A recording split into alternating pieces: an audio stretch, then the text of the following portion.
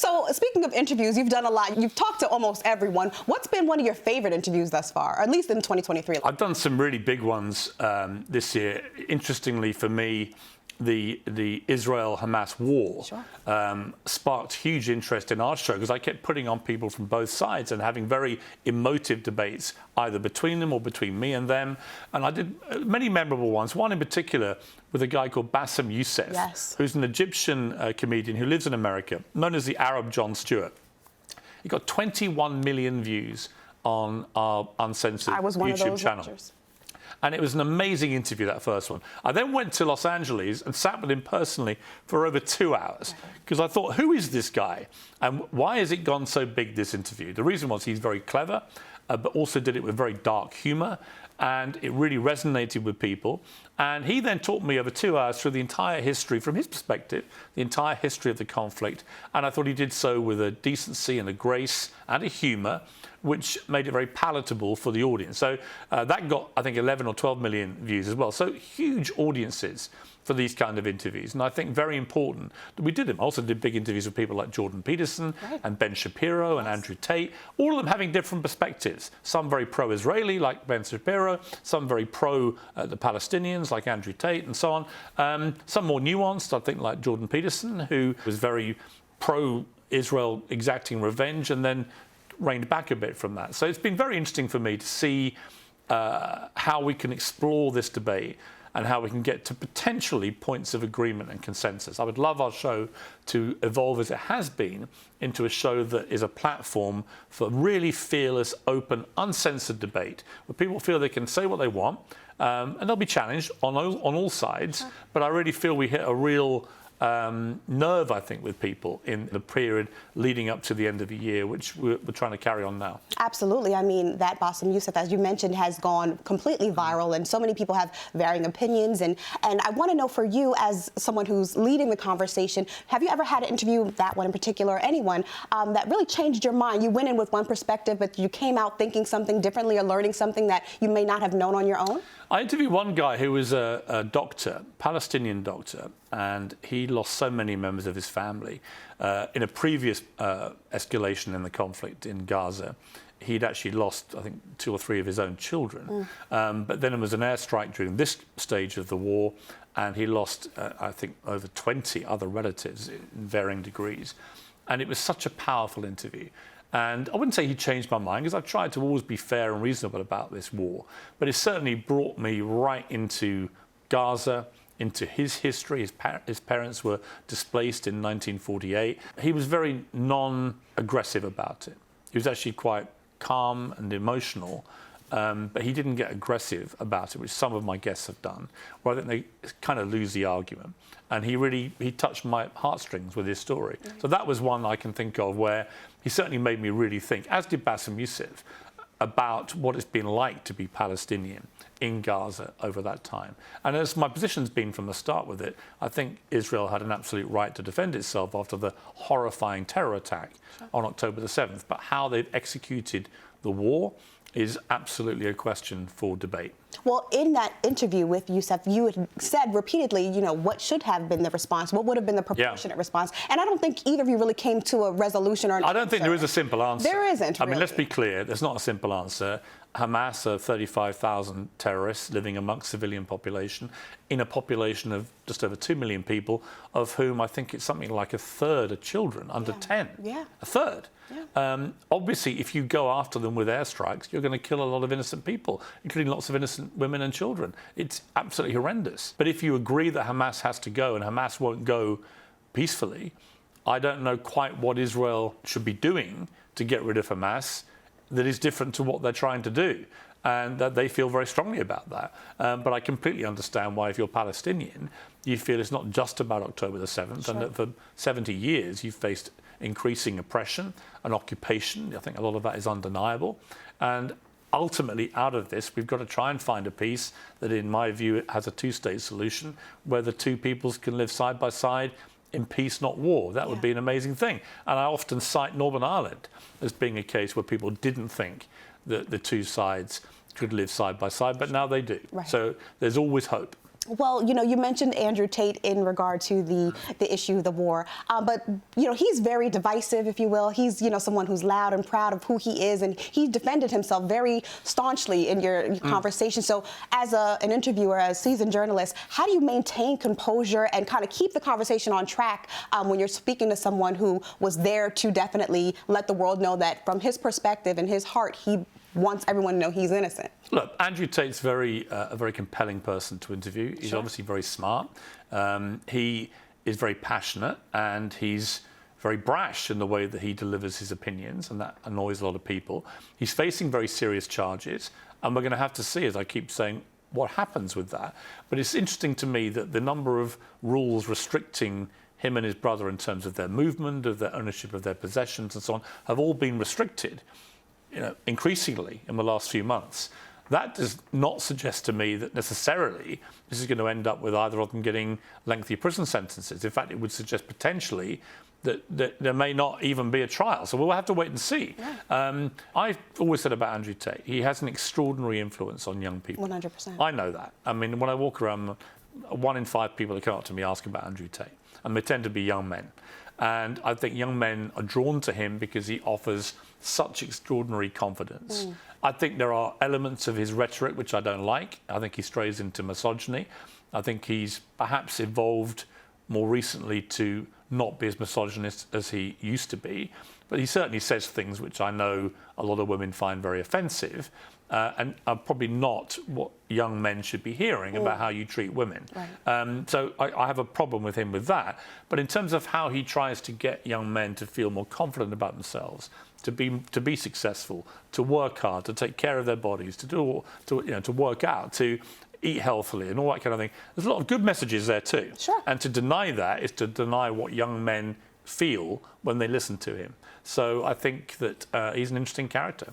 What I love about watching your show is that you don't shy away from controversy, and he can be viewed as a controversial interviewee. Absolutely. Would you say he's one of your most controversial interviews? No question. Last year? Yeah, I've interviewed him 3 times, twice before he got arrested, once afterwards. He's a very combative, challenging, controversial character. But I think you should always have a debate with people like Andrew Tate because he's got such huge influence. Sure. Pretending he doesn't and hiding him away would only make him more popular anyway. So I think that I'm always happy. Look, we're called Uncensored for a reason. Right. And at the moment, he's not been convicted of any crime. So if he was, that changes things. Totally. So when you're in these conversations with an Andrew Tate or the like, and again, you have to kind of get the conversation back on track. What is that like for you as far as what's your best strategy, I should say? Look, how do you it's tricky. steer the ship? Yeah, it's a good question. I think with people like him or Donald Trump or people of that character where they're very bombastic, they're quite aggressive, they're quite challenging to interview, and you've just got to stick to what you want to do. Right. Don't get blown off track as an interviewer by what your interviewee is trying to do. They'll often try and distract from one question to move you to another place, and you've got to bring them back to what you want to get an answer to and keep at them if they don't answer the question until you get an answer. That's the only advice I give to any interviewer. Don't be knocked off track by your guest because sometimes they'll be deliberately trying to do it. 100%. A lot of people want to evade questions or avoid answering something that's a little tongue-in-cheek. And when you are in these conversations that don't necessarily end in a nice, neat packaged A plus B equals C resolution or conclusion, what do you want your audience to take away from some of these very deep and important conversations? Certainly. I mean, if you take the Israel-Hamas war, I want people to hear both sides and to make their own minds up what information they want to trust and believe, and what stuff they think is propaganda, and what they think when they have a more rounded debate that they hear all sides of an argument. I don't think you'll ever get that from an interview with just one person, perhaps, who has a blindly, one blinkered view of a situation. You get it actually when you put often 2 people together and they go at each other and you start to realise how passionate both sides are, but also where there may be points of agreement. Right. That's what I really like to do. I think that's really important. And obviously you've been in the journalism game for decades, and you're definitely someone that's well respected in the community. But I think it was Beyonce who said, don't read the comments. And I know that when you're a public figure, people are going to comment. They're going to put stuff on Twitter and social media and Instagram and TikTok. So are you one of those Beyoncés that do you read the comments, don't you? And if you do, how do you kind of deal with that? I do read them, but I don't care. So that's probably where I'm different to a lot of public figures who do care. And it does take get personal for them and they can't handle it. I don't mind. I don't like having debate with people. I find it quite funny. I like to correct troll spelling and all that kind of thing. I think that you've got to remember 80% of the public, both in America and the UK, are not on X, Twitter, right? They're not on it. So they're not seeing any of this stuff. And social media platforms tend to be amplified by people on the extremities who are the most vocal, the most angry, and all the rest of it. You have to remember that. When you walk around the streets, it's nothing like being on X all day, which is like an absolute cesspit sometimes. I think that you just got to remember that. Remember that there's a big, big, big majority of people not engaged in this constant screaming that goes on social media, who are thinking much more calmly about things. And you've got to always be mindful of them. Absolutely. And for those who are on social media, who do watch your show, what is something that people don't know about you? What don't people know about Piers Morgan that makes you unapologetically Piers, as I continue to say? Well, I think I don't know. I think that I remember once playing, I had Will Smith watching an interview with Jada Pinkett Smith that I was doing at CNN. And Barry Manilow had been in the day before and left his piano in the studio. And so at the end, I was doing America's Got Talent at the same time. And Will Smith said to me, he wasn't being interviewed by me, his wife was, but he said to me after the interview, I like the interview, he said, but out of interest, what gives you the right to be a judge on America's Got Talent? I went, okay, I'll show you. So I got on Barry Manilow's piano and I started knocking out, I think it was Let It Be by the Beatles. Oh, check you out. And Will Smith was so moved, he lay on top of the piano as I serenaded him with this song. And at the end he went, wow, you actually do have a talent. So there's a secret for That's a secret. and there's a picture. I was say, do we have video? There is a picture. Evidence? There is a picture of Will Smith, you can Google it, lying on Barry Manilow's piano as I sing Let It Be to him and played on the piano, and he's genuinely impressed. Wow. And he took back his critique that I shouldn't be a talent show judge. I'm impressed. I think it's extremely cool. Now, as a journalist, we know there's a massive boom in the world of podcasts right now, and everyone can be a journalist if you give them a platform. Do you feel like our profession is being a little watered down, or maybe too many hands are in the pot here with everyone just having a mic and being a reporter now? There's a lot of people who claim they're journalists. Sure. I look for people who've actually had journalistic training, because it's actually a craft, it's an industry. Sure. The good ones work very hard at it. Anyone can pull out a camera phone and say, I'm a photographer, I'm a cameraman. Anyone can be on X or some social media platform and fire off their opinions and say, I'm a columnist, I'm a critic. It's actually more complicated than that. Right. I think that you should go, like with any industry, you should be drawn for your information to journalists who can be trusted, who are properly trained journalists and who know about the craft of journalism and how important facts are. 100%. And last question, I'm going to let you go. But any predictions for the election 2024?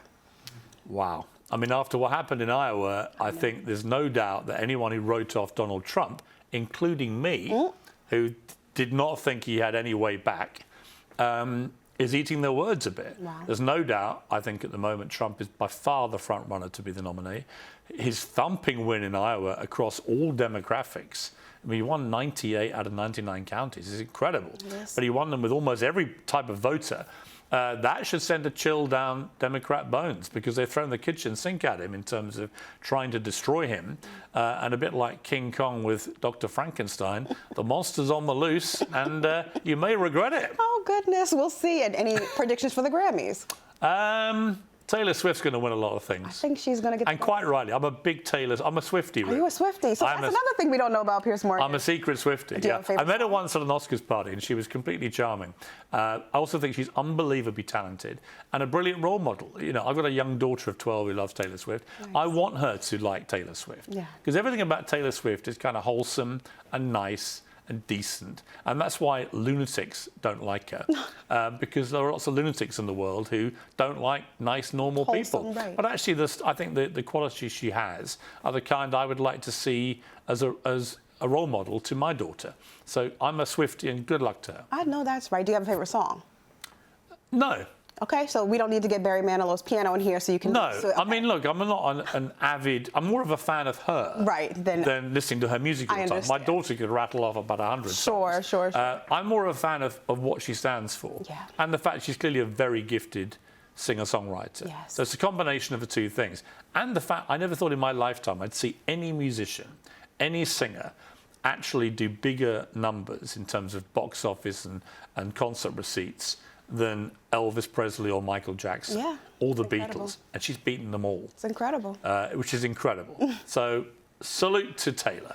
And thank you so much. Salute to you. Thank you so much for talking with me today. My pleasure. Appreciate it. Anytime.